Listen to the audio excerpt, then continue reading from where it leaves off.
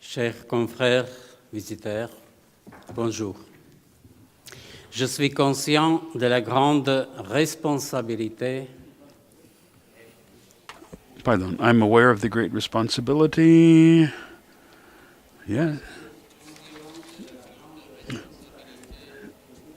That you have in the accomplishment of the role of the visitor of the province. I know that there are many problems and difficulties that you have to resolve and special plans that you have to put together to make your province move ahead and to take care of all of your confer. I'm very grateful for your service, and I would like to express my sincere thanks. Allow me, please, to share some reflections with you about a sector which the Superior General asked me as an assistant. That is the area of formation in the various provinces following the situation of the congregation. The General Council is interested in the question of formation, and the Council asked me to share with you the major points that will help us as formators. As you understand, the visitor is the first formator of the province. The first point is the place of formation in the priority of the province. Despite these official declarations, formation is not among the most important priorities of the various provinces. As we know from the reports from your provincial councils, that the greatest attention is spent on the works of the province. Certainly, of course, that's right, but economic matters and discipline and other material concerns. But formation figures among the least important priorities of the province. The organization of formation and the preparation of the programs of formation are left to a formation commission, which does not always function in an adequate and correct way. We have to remind the visitors that this is their responsibility. And so the process of formation falls to the visitor to make decisions and to control it, that's to check it.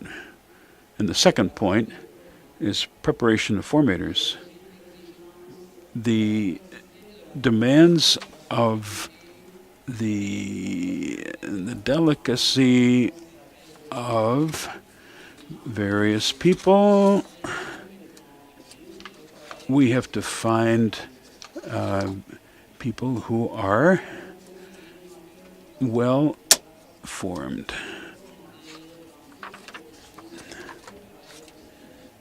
I'm going to read the translation.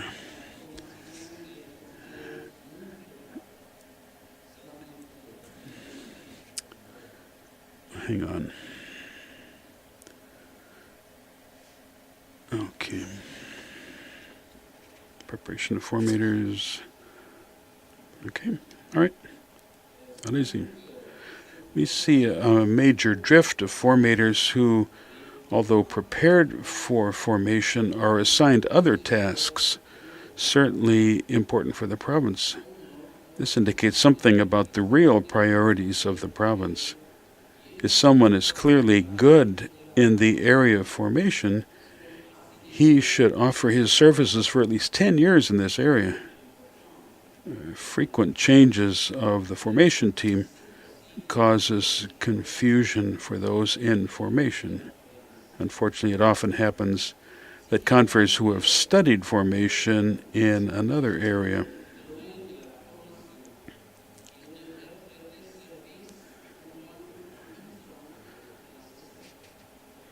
I'm a little ahead of him.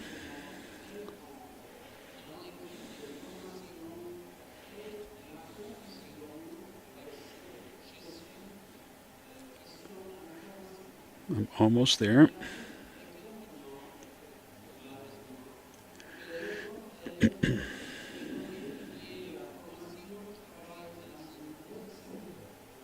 Okay.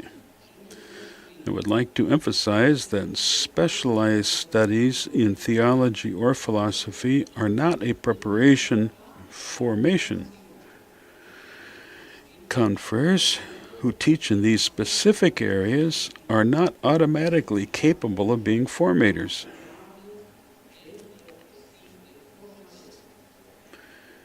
If we want to put them in charge of formation, they will need other studies and specific formation.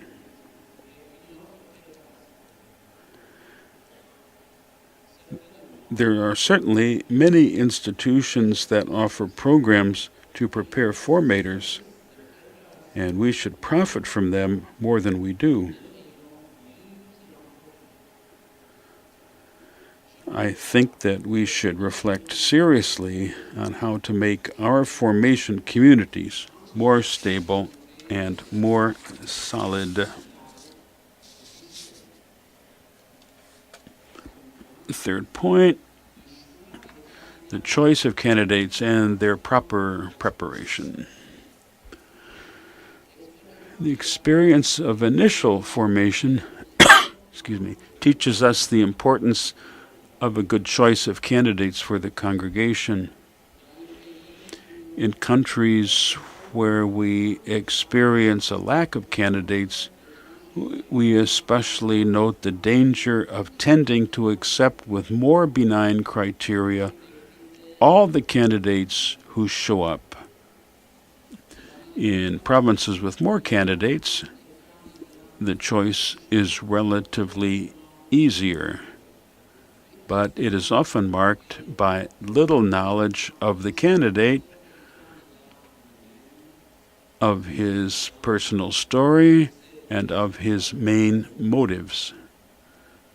We rely on a report from his pastor or the base community where the candidate is coming from, or where he has lived for some time. Still, what is often lacking is a regular contact with a confrere or with one of the formators of the province. A candidate accepted without clear motivation or without the necessary human maturity impedes the whole group and creates many difficulties for the formators. Often such a candidate has to be sent home, and this causes much upset for the entire group in formation.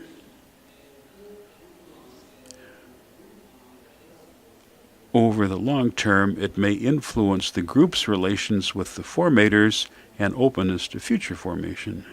It is much better to avoid these difficulties and to prevent them by a more general choice of candidates. The fourth point, formation of young confreres. Something else for our consideration is the formation of young confreres during their first years of service after priestly ordination. We see that in many dioceses, during the first 1 or 2 years after ordination, the bishop meets his priests once a month to continue their formation and initiation into ministry.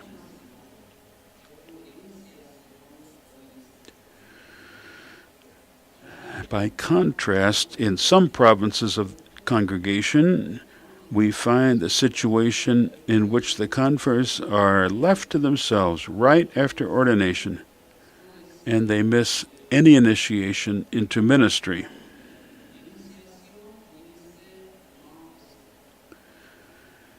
certain provinces regularly organize a yearly meeting for young confreres up to 10 years of ordination.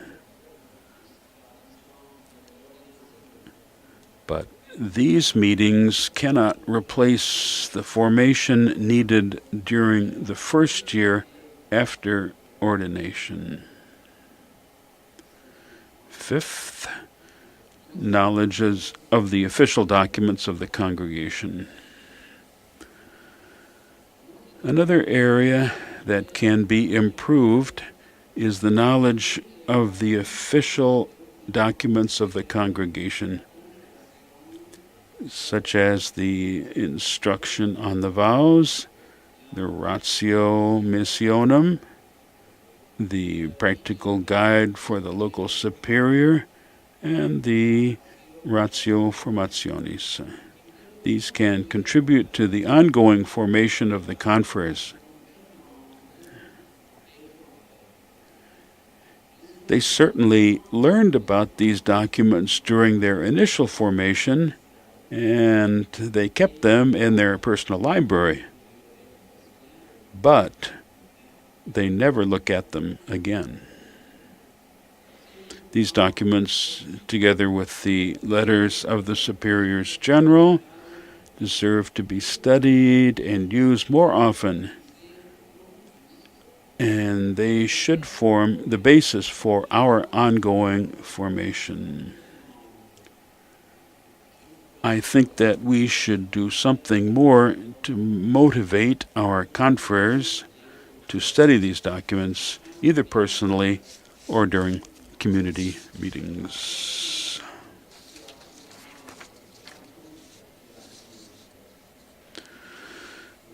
The last point is strategic plan for specialization of the confreres.